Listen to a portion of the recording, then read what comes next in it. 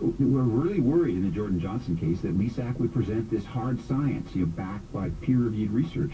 So they had a pretrial motion to bar him from the trial. When the judge, who was a really good judge, Karen Townsend, allowed him, then they couldn't attack the science, so Kirsten Papps launched this amazing ad hominem attack on his personality. One of the first things she brought up was, you were sexually assaulted when you were a child, right? Trying to rattle him. And he was. He's been open about this. And she says, well, doesn't that prejudice you for, now you just reflexively take the side of it? And that was such a low blow. But she did it. That's what defense attorneys do. And then throughout the trial, he used to be a professor at, I think it was at University of Boston University. And so when she's introducing him, you used to be you're a professor, right?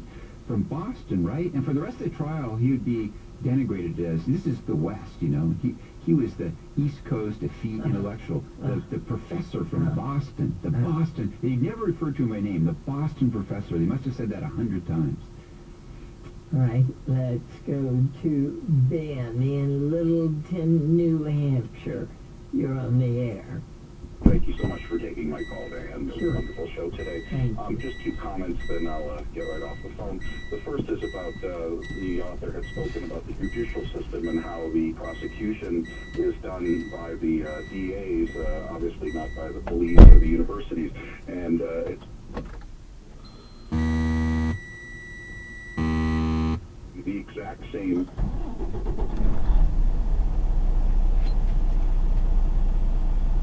The charges can be vastly different, if at all. The more specific thing I wanted to comment on, which no one seems to have hit yet, is that the reason that sports people are typically put on a pretty high pedestal is it equals a lot of money for these universities and prestige, even if they're not nationally known. And schools don't want to lose that luster on their goalposts, and they want to make sure that it appears to mom and dad that it's a very safe place to send their children and their money. That's right. I mean, Missoula is a small town, and their team is not in the highest tier of college football, but they're as fanatical in Missoula about their football team as anywhere. And they identify with a team, the Grizz Power of Missoula. I mean, it's this, so these are their heroes. No one wants to believe their heroes are predators, so it's easier to go into denial, and that's what they do.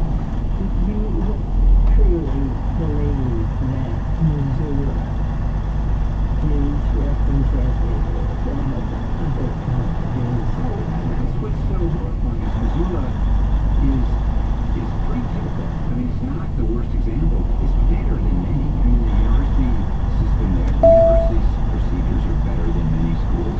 The cops, and even the prosecutors are better. I mean, the prosecutors in Missoula are talented, they're dedicated, but the atmosphere, the climate in that office, thanks to the... In 1/4 mile, turn right on Ox Center Drive. Challenging cases are overworked, they're short in resources, and so they wouldn't try and prosecute the tough cases. All right, to Therese in Lansing, Michigan. You're on the air.